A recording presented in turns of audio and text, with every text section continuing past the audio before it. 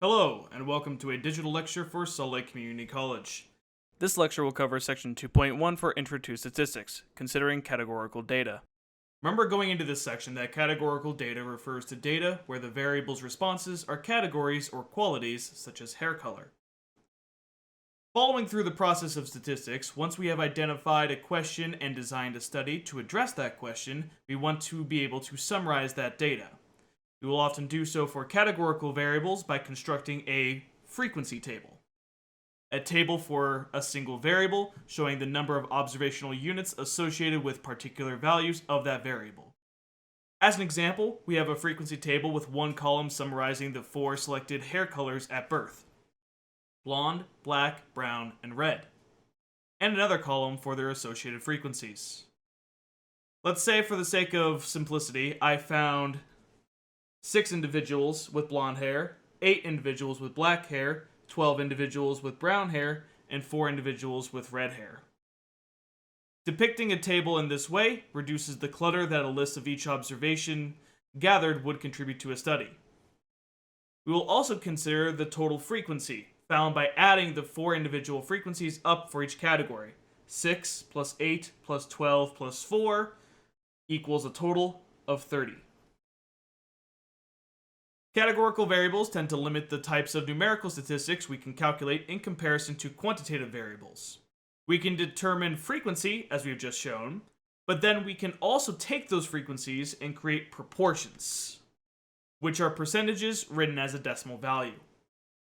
In order to find a proportion value, all that needs to be done is to take the frequency for any given category and divide by the total.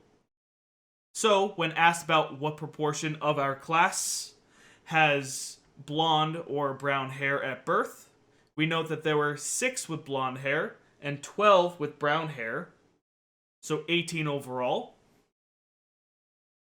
out of the 30 individuals. 18 out of 30, if we divide that, gives us a value of 0.6.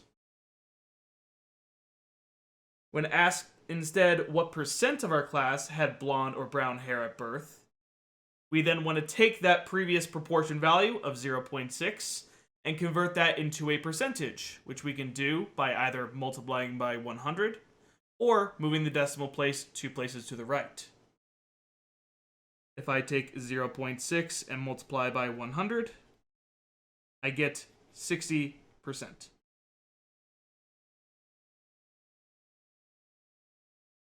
If we want to create a table summarizing all the individual proportion values instead of the frequency values, we will do so with a relative frequency table, which is a table for a single variable showing the proportion or relative frequency of observational units associated with particular values of that variable.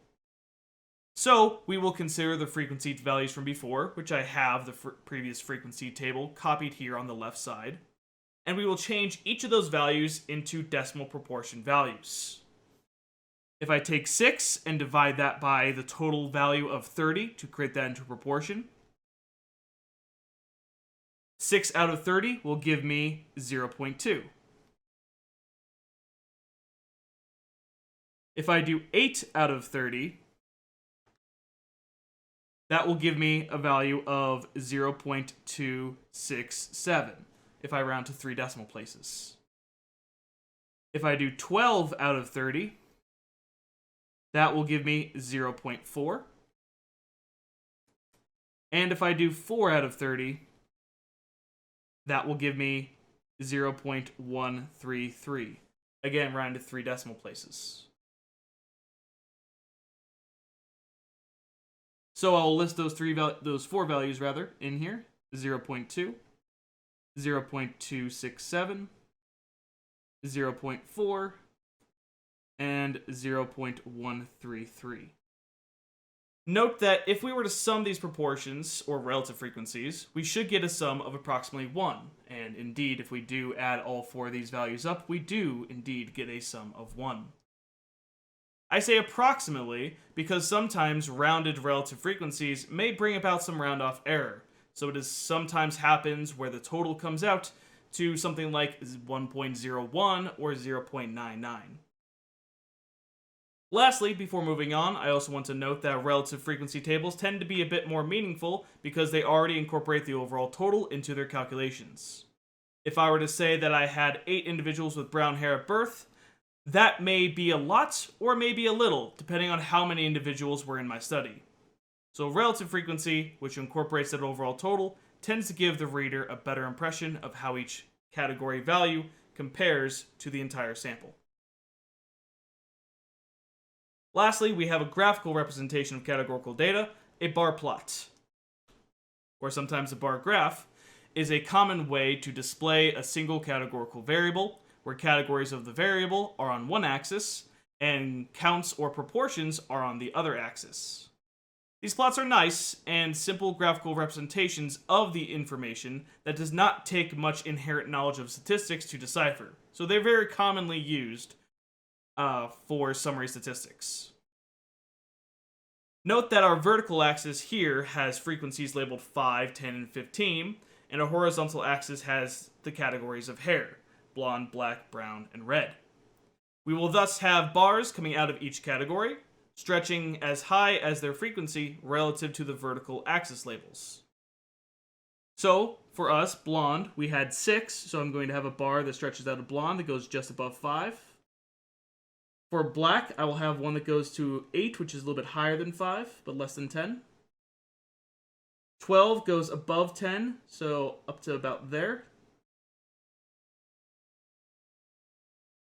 And then 4 is the shortest of all, a little bit less than 5. It's about there.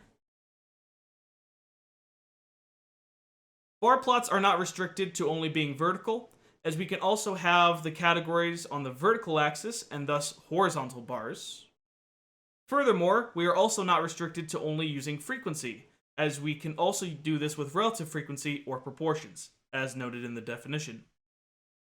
Since all the frequency counts would be changed via the same operation, which was dividing by the total, that also means that we are only changing the scale of the associated bar plot, and thus a relative frequency bar plot of this same information will have the exact same shape.